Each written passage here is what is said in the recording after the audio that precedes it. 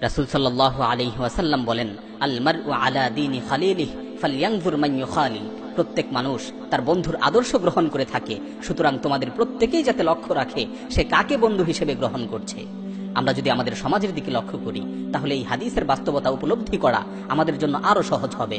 আমাদের সমাজে আমরা অনেক ভদ্র ছেলেকে মাদকাসক্ত হয়ে যেতে দেখি। এর কারণ কি? এর কারণ হচ্ছে অসৎসঙ্গ।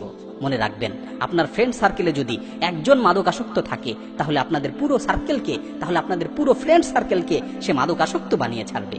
আজকে সমাজের অধিকাংশ তরুণ অসৎসঙ্গের কারণে নষ্ট হচ্ছে, খারাপ বন্ধুদের প্ররোচনায় পড়ে গুনায় নিমজ্জিত হচ্ছে। একজন ভালো বন্ধু আপনার জীবনকে আলোকিত করে দিতে পারে, আর একজন খারাপ বন্ধু আপনার জীবনকে অন্ধকারচ্ছন্ন করে দিতে পারে। কারণ ভালো বন্ধু আপনাকে ভালো কাজের উপদেশ দিবে, আপনাকে আল্লাহর দিকে আহ্বান করবে, আপনাকে হারাম কাজ থেকে বিরত থাকতে বলবে। ভালো মানুষকে বন্ধু হিসেবে গ্রহণ করলে আপনার চরিত্র উন্নত হবে, আপনার ঈমান বৃদ্ধি পাবে। একজন ভালো বন্ধু আপনার জীবনকে ইসলামের আলোয় আলোকিত করে দিবে। আর খারাপ বন্ধু সে আপনাকে গুনার দিকে ধাবিত করবে, মাদক, নাচ, গান, অশ্লীলতা ও জেনা ব্যভিচারের মতো নিকৃষ্ট কাজের প্রতি আপনাকে উদ্বুদ্ধ করবে। খারাপ মানুষকে বন্ধু হিসেবে গ্রহণ করলে সে আপনার চরিত্রকে নষ্ট করবে। একজন খারাপ বন্ধু আপনার জীবনকে অন্ধকারচ্ছন্ন করে দিবে। হাদিসের মধ্যে বর্ণিত হয়েছে, ইন্নামা মাসালুল জালিসিস সালেহ ওয়া জালিসিস সু কাহামিলিল মিসকি ওয়া নাফিখিল কির।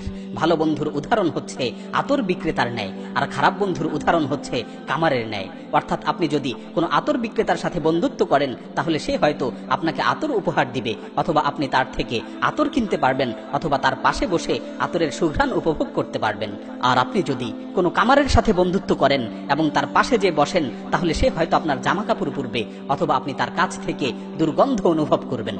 এই হাদিসের অর্থ হলো, একজন ভালো বন্ধুর মাধ্যমে আপনি সব সময় উপকৃত হবেন, আর একজন খারাপ বন্ধুর মাধ্যমে আপনি সব সময় ক্ষতিগ্রস্ত হবেন। সুতরাং ভালো করে ভেবে দেখুন আপনি কাকে বন্ধু হিসেবে গ্রহণ করছেন।